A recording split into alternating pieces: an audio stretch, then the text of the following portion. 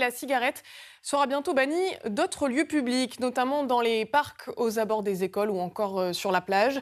Une mesure prise par le gouvernement à partir du 1er juillet prochain. Alors, comment percevez-vous cette restriction? Nous vous avons posé la question à Bordeaux et à Lacanau. Rémi Mouquillon, Maud Lafaille et Jean-Michel Lidville. Profiter des plaisirs de l'océan, une cigarette à la bouche, une habitude pour certains qui se fera désormais loin du sable. À partir du 1er juillet prochain, fumer sur la plage sera strictement interdit. Et si pour certains cela va dans le bon sens, je suis non-fumeuse, donc déjà, quelqu'un qui fume, je le sens de très loin.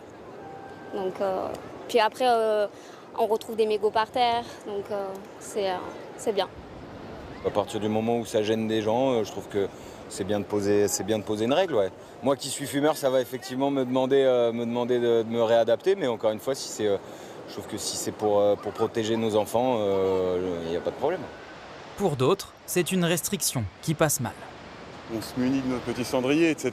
Donc c'est vrai que c'est dégueulasse de laisser des mégots un petit peu partout, mais c'est aussi dégueulasse de nous priver de quelques libertés. Une mesure déjà expérimentée à Lacanau en été, où fumer est interdit depuis 4 ans sur la plage centrale. C'est une plage qui est très familiale, encore plus que les autres extrémités, et que empêcher de fumer, c'était montrer l'exemple aussi, que les enfants qui soient sur la plage ne soient pas gênés par des fumées de cigarettes, et puis qu'on ne donne pas envie aux gens. Le tabac, c'est un vrai problème de santé publique. Fumer sera également interdit aux abords des établissements scolaires, sous les abris de bus et dans les parcs. Objectif, faire disparaître le tabac là où il y a des enfants. Avoir des endroits quand même où ils peuvent jouer en toute sérénité sans devoir respirer ces odeurs, c'est quand même sympa. Ce serait bien que ce soit applicable partout.